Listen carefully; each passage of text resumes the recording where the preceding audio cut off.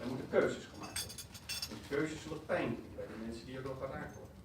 En daar lopen we in die denktank niet voor weg. Maar dat beschrijven we, dat erkennen we.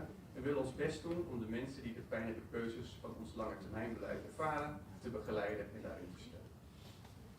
Het bijzondere van Nederland 2040 is dat het een integrale visie neerlegt over de toekomst van ons land, die niet uitgaat van bepaalde beleidsdomeinen. Er zijn immers al wel tig visies geschreven over bepaalde aspecten, maar hierin wordt juist de samenhang beschreven.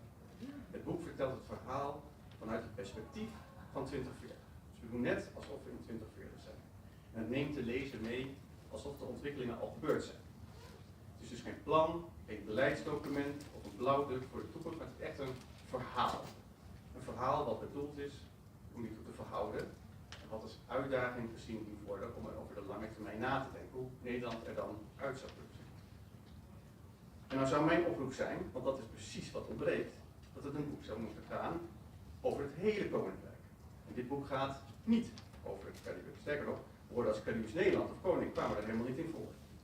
Die keuzes zijn om allerlei praktische redenen gemaakt, maar mijn oproep vandaag is: het zou mooi zijn als het ons lukt om vandaag een stap te zetten en zo'n verhaal te maken voor het hele Koninkrijk.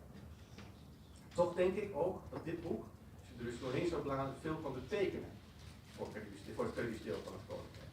En ook voor de relatie met het Europese deel van Nederland. Maar voordat ik daar een paar dingen over zeg, wil ik nog even toelichten waarom we nou hebben gekozen voor 2040. Wij weten ook wel dat 15 jaar vooruitkijken